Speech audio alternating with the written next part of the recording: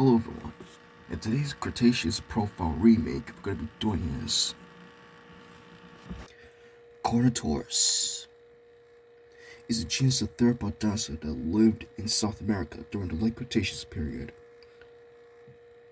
probably sometime between 71 and 69 million years ago, meaning Carnotaurus has never met Tyrannosaurids, Carnotaurus, Spinosaurids, Megaraptorans, and Ceratopsians, and etc.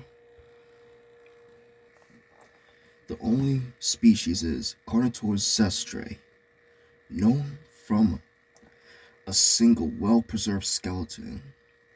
It's one of the best understood theropods from the southern hemisphere.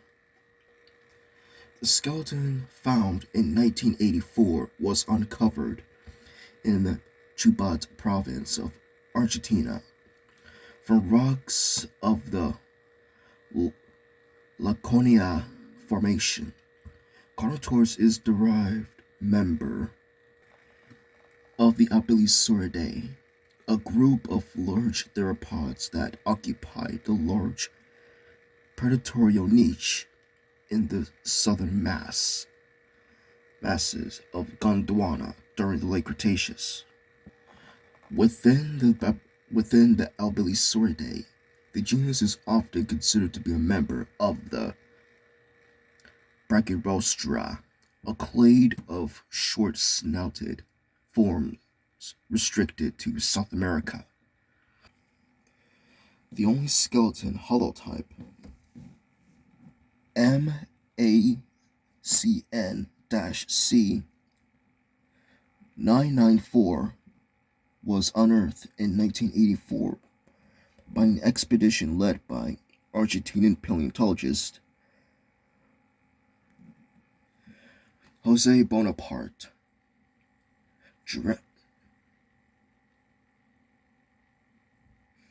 This expedition also recovered the peculiar spiny sauropod, Armargosaurus. It was the 8th expedition within the project named Jurassic and Cretaceous, terrestrial of vertebrates of South America, which started in 1976, and it was sponsored by the National Geographic Society. The skeleton is well preserved and articulated, still connected together, with only the posterior 2/3 of the tail, much of the lower leg, and the hind feet being destroyed by weathering. The skeleton belonged to an adult individual, as indicated by the fused sutures in the brain case. It was found lying on its right side, showing a typical death pose with the neck bent back over the torso. Unusually, it is preserved with extensive skin impressions. In view of the significance of these impressions, a second expedition was started to re-navigate the original excavation site, leading to the recovery of several additional skin patches. The skull was deformed during fossilization, with the snout bones of the left side displaced forwards relative to the right side. The nasal bone pushed upwards and the premaxillae pushed backwards onto the nasal bones, deforming also exaggerated the upward curvature of the upper jaw. The snout was more strongly affected by deformation than the rear part of the skull, possibly due to the higher rigidity of the latter in top or bottom view.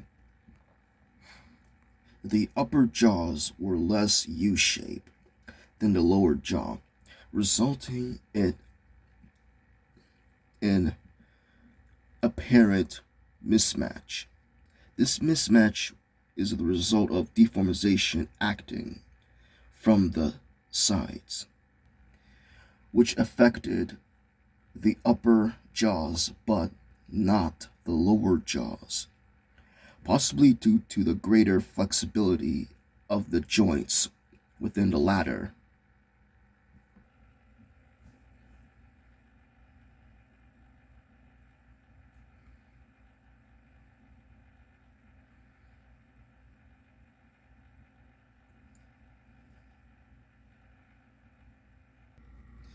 Carnotaurus was a large but lightly built predator.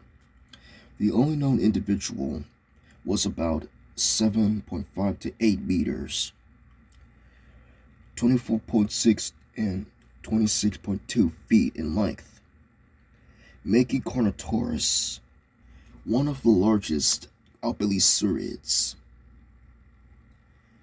Equinosaurus and possibly Albilesaurus, which are highly incomplete, might have been similar or larger in size.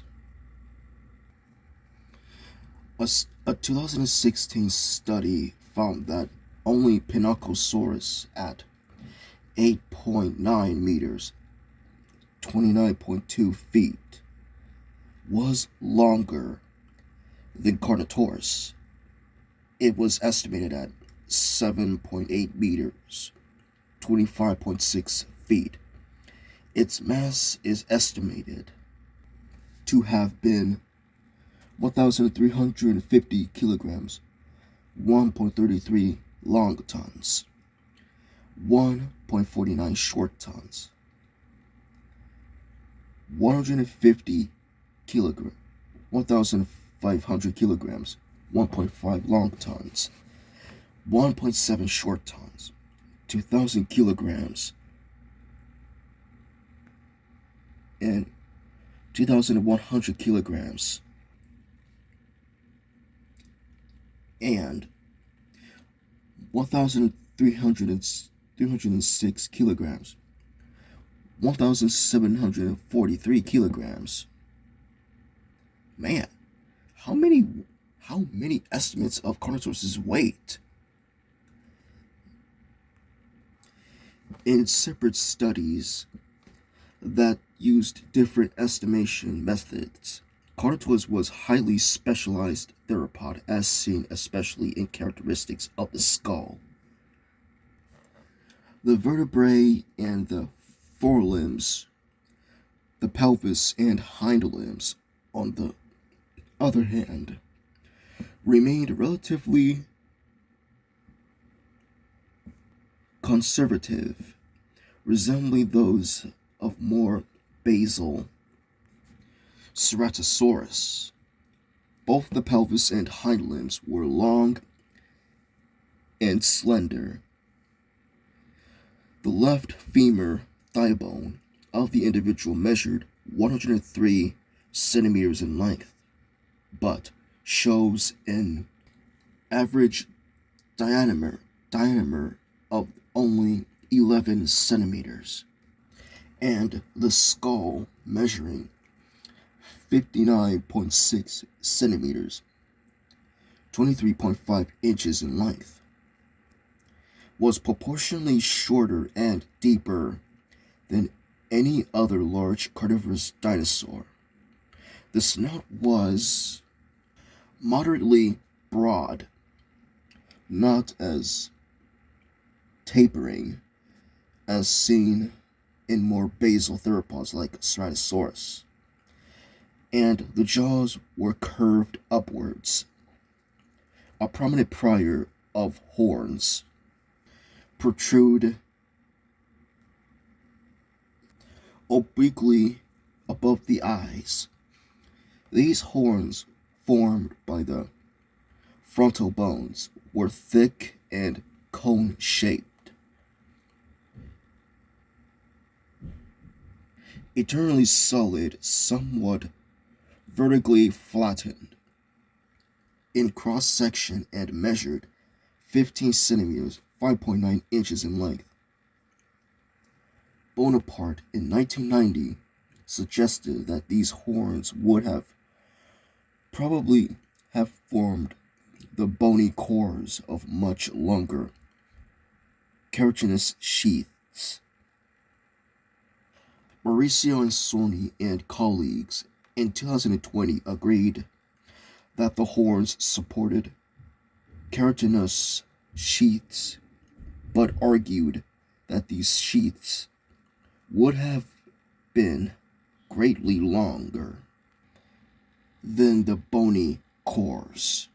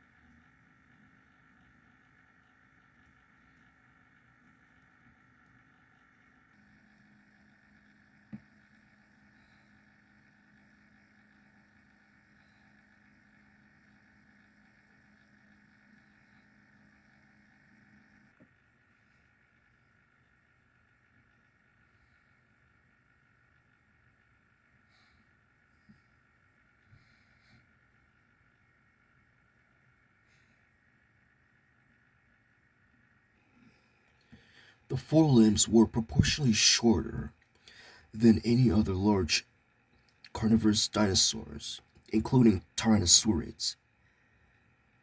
The forearms was only a quarter the size of the upper arm. There were no carpella in the hand, so that the metacarpals articulated directly with the forearm. The hand showed four basic digits, though apparently only the middle two of these ended in finger bones, while the fourth consisted of a single spit-like metacarpal that may have represented an exterior external spar. The fingers themselves were fused and immovable, and may have lacked claws. Carnotaurus differs from other abelisaurids in having proportionally shorter and more robust forelimbs, and in having fourth split-like metacarpal as the longest bone in the hand. A 2009 study suggests that the arms were vestigial in abelisaurids because nerve fibers responsible for stimulus transmission were reduced to an extent seen in today's emus and kiwis, which also have vestigial forelimbs.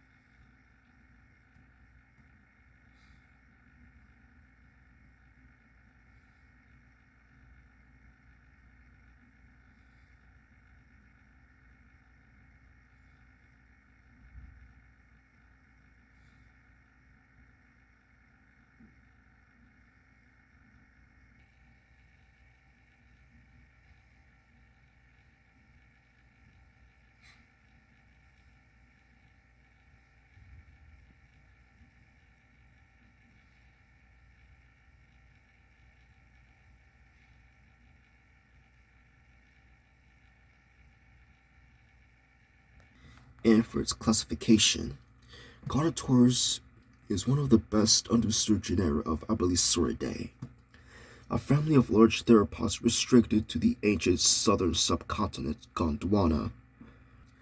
Abelisaurids were the dominated predators in the late Cretaceous of Gondwana, replacing the Carnotaurids and occupying the ecological niche filled by Tyrannosaurids in the northern continents.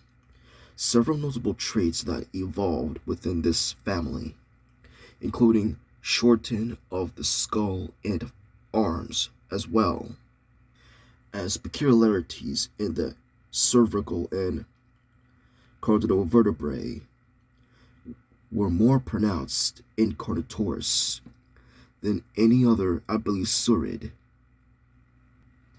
The relationships within the Abelisauridae are debated. Carnotaurus is constantly shown to be one of the most derived members of the family by cladistical analysis. Its nearest relative might have been Archosaurus or Majangosaurus. A 2008 review, in contrast, suggested that Carnotaurus was not closely related to either genus and instead proposed Elacalicea as its sister taxon. Juan Canal and colleagues in 2009 erected the new clade Brachyrostria to include Carnotaurus but not Majangosaurus. This classification have been followed by a number of studies since. Carnotaurus is eponymous for two subgroups of Abelisauridae, the Carnotaurine and the Carnotaurini. Paleontologists did not universally accept these groups. The Carnotaurine was defined to include all derived abelisaurids, with this exclusion of Abelisaurus, which is considered basal member in the most studies. However, a 2008 review suggested that Abelisaurus was a derived abelisaurid instead. Carnotaurini was proposed to name the clade formed by Carnotaurus and Archosaurus. Only those paleontologists who considered Archosaurus as the nearest relative of Carnotaurus use this group.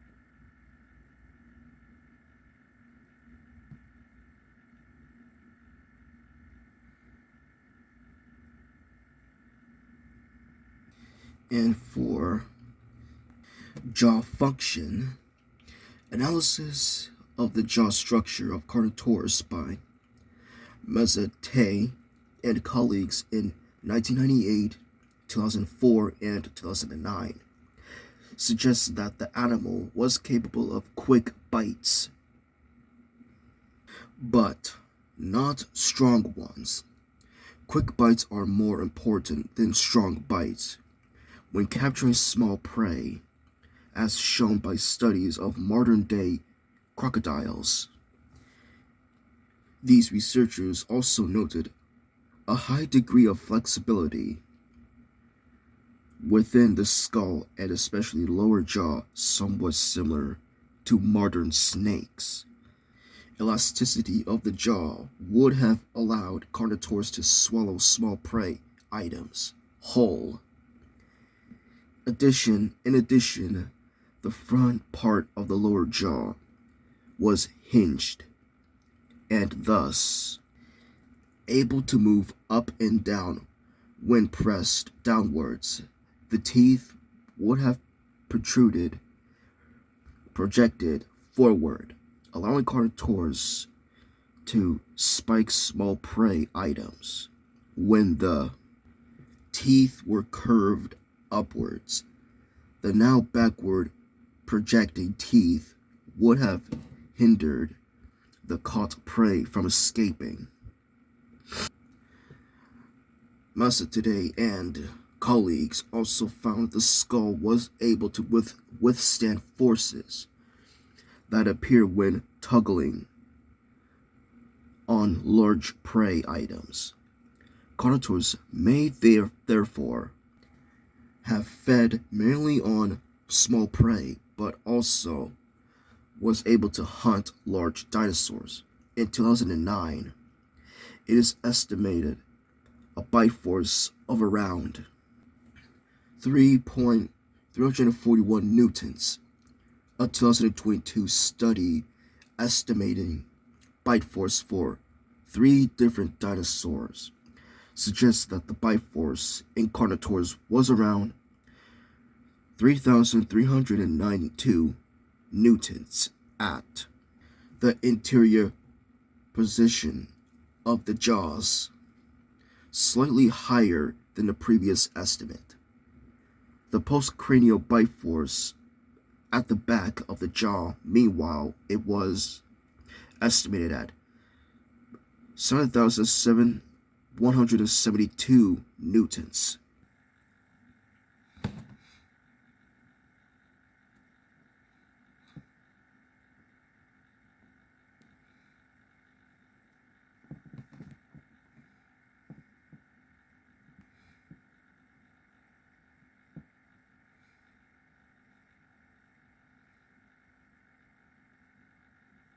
And for locomotion, in 1998 and 1999 presumed that Carnotaurus was a swift runner, arguing that the thigh bone was adapted to withstand high bending moments while running.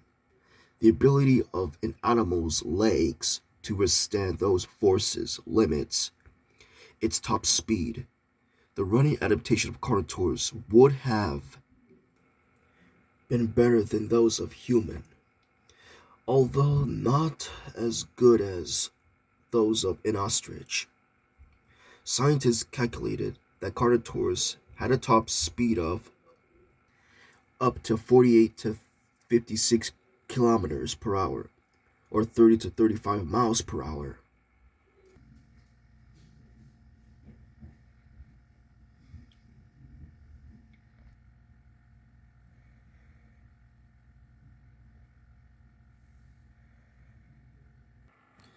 In 2019, used a CT scan to study the intracranial cavity that contained the brain case. The volume of the endocranial cavity was 168.8 centimeters. Although the brain would have been filled a fraction of the space, the authors used 2 different brain sizes estimate, assuming the brain size of 50% and 37% of the endocranial cavity, respectively. This results in a reptile encephalization quotient, a measure of intelligence, larger than that of the related Majungasaurus, but smaller than in Tyrannosaurids. The pineal gland, which produced hormones, might have been smaller than any other abelisaurids, as indicated by lower dural expansion, a space on top of the forebrain in which the pineal gland is thought to have been located.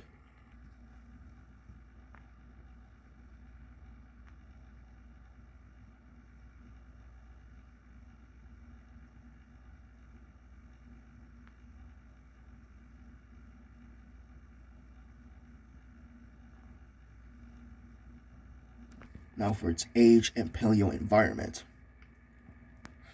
Originally, the rocks which Carnotaurus was found were assigned to the upper part of the Goro-Frigigal Formation, which was considered to be approximately 100 million years old, Albian or Cenomanian stage.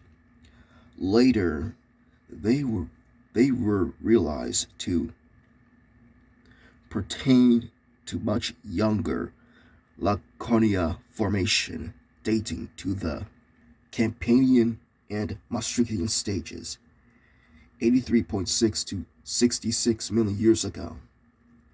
Nova's, in a 2009 book, gave a narrower time span of 72 to 69.9 million years ago. Lower Maastrichtian stage. Carnotaurus therefore was the latest South American abelisaurid known. By the late Cretaceous, South America was already isolated from both Africa and North America. The Laconia Formation is exposed over the southern slope of the North Patagonian Massif. Most vertebrate fossils, including Carnotaurus, come from the formation's middle section, called the Middle Facie Association. This part likely represents the deposit of an environment of equarries, tidal flats, or coastal plains. The climate would have been seasonal, with both dry and humid periods. The most common vertebrates collected include ceratodontid, lungfish, turtles, crocodiles, plesiosaurs, dinosaurs, lizards, snakes, and mammals. Possibly dinosaur fauna that shared the ecosystem with Carnotaurus include Austroraptor, Lepambosaurus, and the Nodosaurine Pentagopelta, among other. Some of the snakes that may have belonged to the family Boidae and Mastoidae, such as Albitophophis. Turtles are represented by the 5 taxa, 4 forms Chalidae, and 1 form Mylidae. Among the marine reptiles is the plesiosaurs, Silicosuchus of the family Polycolidae. Mammals are represented by Rigidmetherium,